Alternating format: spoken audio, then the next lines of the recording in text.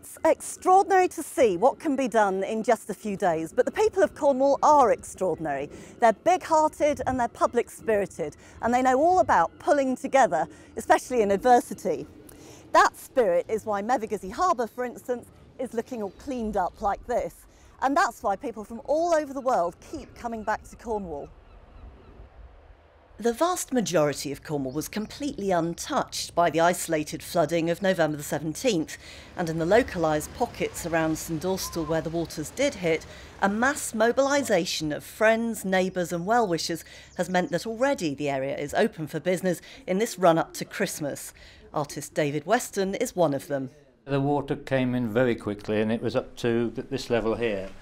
Well, it was over the top of my Wellingtons. So very shocking at the time, but it's remarkable how quickly everything seems to be cleaned up. Well, that's right. Those businesses that can get going quickly have got going quickly.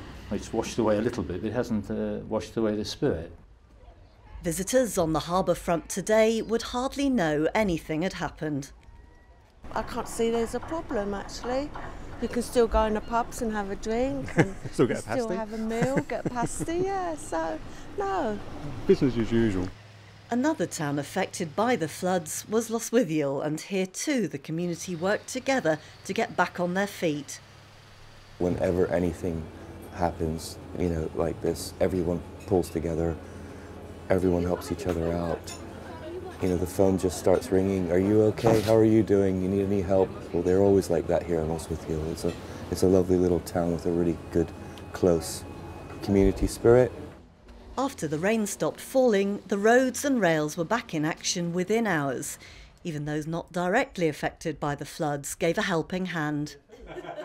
Within 24 hours, I think, thankfully, roads were passable again, and the areas that we were concerned about, thankfully, got back on track, which was brilliant.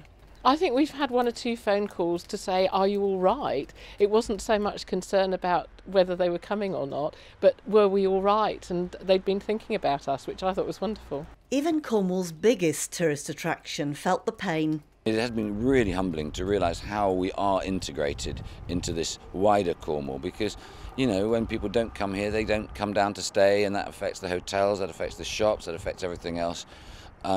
So actually feeling that we're genuinely connected is a good thing. It's a pressure, but it actually feels like the word community means something. Even at the worst point, it was only about 98% of businesses were open. It was a couple of percent that was there, and now we're actually down to 0.2% of businesses. So in a way, 99.8% is up and running.